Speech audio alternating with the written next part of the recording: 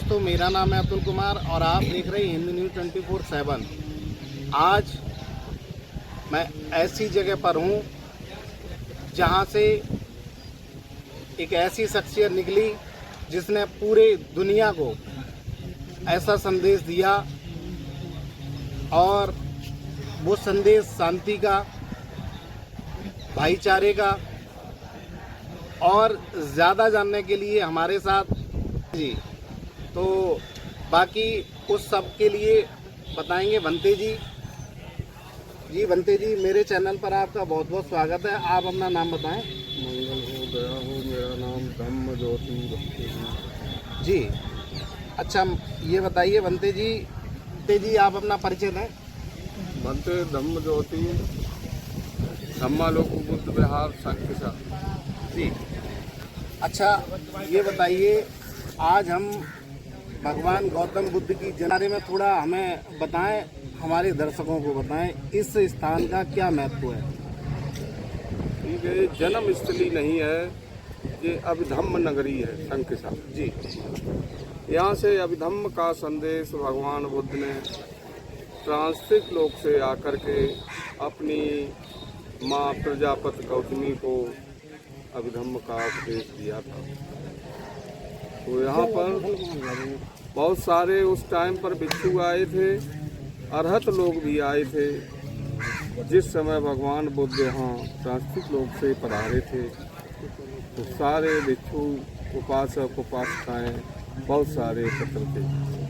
ये दृष्टांत पाईयान और वानसांग की खोज में मिलता है कि संकिसा अभिधम्म नगरी के नाम से प्रसिद्ध है, विश्व में प्रसिद्ध है। इसलिए यहाँ पर सारे देशों के लोग आते हैं और इस स्तूप की पूजा वंदना करते हैं, अपनी मन्नतें मांगकर उन्हें यहाँ से खुशियाँ मिलती हैं। अच्छा, लुम्बिनी स्थित माया देवी मंदिर का बौद्ध परंपरा में क्या महत्व है महाराज जी। लुम्बिनी वन में वहाँ जन्म हुआ था भगवान बुद्ध का जी।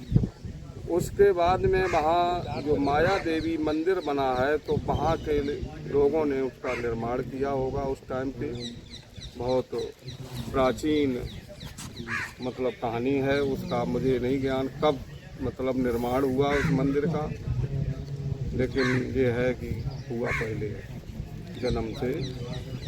बुद्ध अनुयायियों के अनुसार भगवान गौतम बुद्ध की वास्तविक जन्मस्थली क्या है।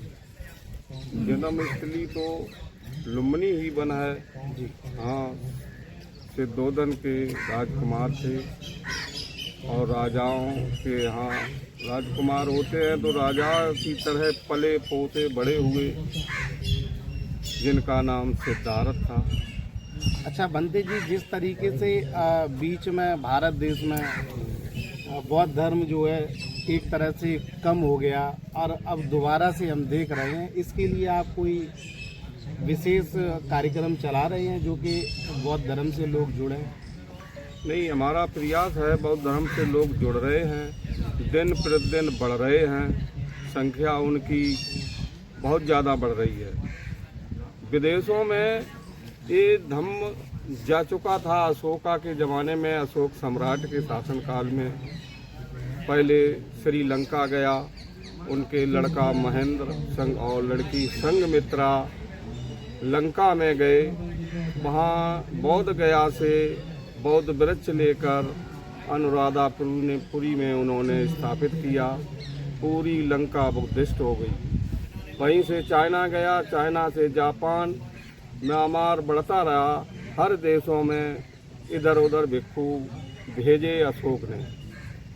अच्छा, कुछ लोग इस ऐसे देवी स्थल भी मानते हैं, कुछ क्या इसे केवल ऐतिहासिक जन्म स्थान, इस पर आपका क्या दृष्टिकोण है पूरे प्रकरण पर? अब वो देवी बिसारी देवी जी मानते हैं, प्रजापति गौतमी मानते हैं, और वैसे तो ये स्तूप है। क्या अन्य देशों में भी बुद्ध की जन्मस्थली को लेकर मतभेद? नहीं, जन्मस्थली तो एक ही जगह होती है, जो लुम्बिनी वन में है। अच्छा, यहाँ पर आने वाले श्रद्धालु किस प्रकार की पूजा या साधना करते हैं? वो साधना विपස්සना करते हैं, बैठते हैं, 15-20 मिनट तक बैठते हैं, अपने साधना करते हैं। कुछ लोग अपने अपने देश के हिसाब से पूजा वंदना करते हैं। कंबोडिया के आते हैं वो अपने हिसाब से करते हैं, म्यांमार के आते हैं वो अपने हिसाब से करते हैं। क्या यहाँ किसी विशेष पर्व या बुद्ध पूर्णिमा पर अलग प्रकार का आयोजन होता है? हाँ, स्वर्ग अवतरण समारोह मनाया जाता है। वो कब मनाया जाता है? वो बैसाखी पूर्णिमा को, कुंवार पूर्णिमा को मनाया जाता है। वहाँ पे बहुत से लोग भिक्षु आते हैं जी, और इधर उधर से वक्ता लोग भी आते हैं, विद्वान लोग आते हैं। 2 दिन का प्रोग्राम होता है। क्या यहाँ देवी माया के लिए अलग से कोई अनुष्ठान या परंपरा है? नहीं। स्थानीय लोगों और बौद्ध भिक्षुओं की मान्यताओं में क्या अंतर देखने को मिलता है? स्थानीय लोग हैं यहाँ पे अपनी जिस तरह से पूजा करते आए हैं वो करते हैं। बौद्ध भिक्षु हैं अपने हिसाब से करते हैं, उसमें अलग अलग है ही अपना हिसाब। वो पूजा अपनी हिसाब से करते हैं देवी करके। और भिक्षु लोग हैं धम्म और संघ का मतलब पूजा करते हैं। बुद्ध धम्म संघ की वंदना करते हैं। उनकी पूजा क्या वंदना ही होती है। अच्छा बंदे जी, क्या यह स्थान विश्व शांति और बौद्ध दर्शन के प्रसार का केंद्र बन पाया? नहीं बन पाया अभी। ऐसा क्यों?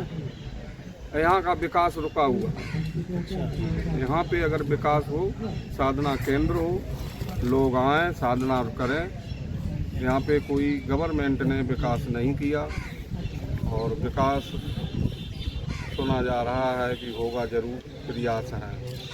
यहाँ आने वाले विदेशी अनुयायियों की आस्था किस प्रकार से भिन्न होती है? देखो, अपने अपने देश के हिसाब से वो आते हैं, अपनी वंदना करते हैं। उसमें भिन्न भिन्न तो मिलेंगी। हर देश की रहन सहन भाषा में परिवर्तन है और उसी तरह से उनकी वंदना में भी परिवर्तन है। वो अपने हिसाब से भाषा में करते हैं, हम लोग अपने हिसाब से, लेकिन है वो एक ही चीज़। क्या पाली भाषा बोलते हैं, पाली भाषा में हम लोग भी वंदना करते हैं। क्या बुद्ध की जन्मस्थली को लेकर किसी प्रकार का धार्मिक विवाद या भ्रम है? नहीं, कोई विवाद नहीं होता। क्या बौद्ध धर्म में देवी देवताओं की पूजा का स्थान है या यह केवल ज्ञान और ध्यान पर आधारित परंपरा है? नहीं, इसमें देवी देवताओं का कोई स्थान नहीं है। भगवान बुद्ध ने आत्मा परमात्मा को नकार दिया। बिल्कुल, उन्होंने तो कर्म ही पूजा को बताया और मनुष्य उनके रास्ते पर चलकर ऊंचाइयों तक पहुंचा। इसलिए वो हर जगह सत्य ही उन्होंने कहा। प्रकृति पर आधारित है बौद्ध धर्म, वैज्ञानिक धर्म है। करके देख लो, अच्छा लगे मानो, ना अच्छा भंते जी लगे। जैसे बताते हैं कि हर धर्म या फिर हर प्रगति के लिए, वो प्रगति के लिए युवाओं का जो है जोर शोर से अपनी ओर आना, जो भी प्रगति होती है वो उनमें युवाओं की भागीदारी एक तरह से हम कह सकते हैं कि सबसे ज़्यादा होती है। बौद्ध धर्म में आप लोग युवाओं को किस तरीके से जोड़ रहे हैं? क्या भागीदारी युवाओं की? भगवान बुद्ध ने कहा कि अपनी बात कहो, तो हम बुद्ध की बात करते हैं तो नौजवान अपने आप खिंचे चले आते हैं। हम दूसरे की बुराई भी नहीं करते हैं, बुद्ध की बात करते हैं, सत्य कहते हैं। अच्छा, आज के युवाओं कोई जोर भी नहीं देते हैं कि तुम्हें आना ही है, तुम्हें अच्छा लगे तो आओ। तुम्हारे जो मार्ग दिया बुद्ध ने, उससे तुम्हें फायदा होता हो तो आओ। उसमें पंचशील दिए भगवान बुद्ध ने, अष्टांगिक मार्ग दिया निर्वाह के लिए, मध्यम मार्ग जिसे बोलते हैं। तो आज के युवाओं को बुद्ध के जन्म स्थल से क्या प्रेरणा लेनी चाहिए?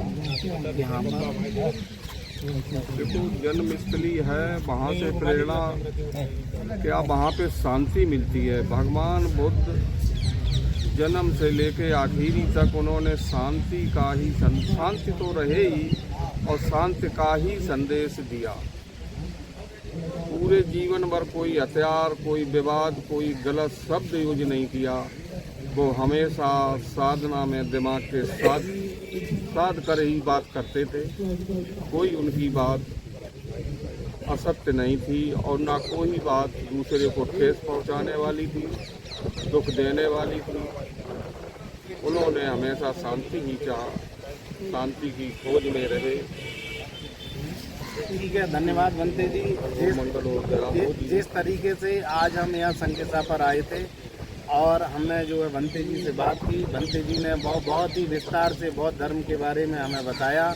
मैं युवाओं और खासकर महिलाओं सभी से ये अनुरोध करता हूँ कि एक बार बौद्ध धर्म को कम से कम पढ़ के जान के देखें और आगे जो भी प्रतिक्रिया आपकी है वीडियो के माध्यम से कमेंट करके हमें ज़रूर बताएं। हमें प्रेरणा मिलती है आपके एक लाइक और सब्सक्राइब से। आगे हम फिर किसी शख्सियत से मिलेंगे और विशेष चर्चा करेंगे। तब तक के लिए देखते रहिए और ताज़ा खबरों में बने रहने के लिए हिंद न्यूज़ को सपोर्ट करिए। बहुत बहुत धन्यवाद।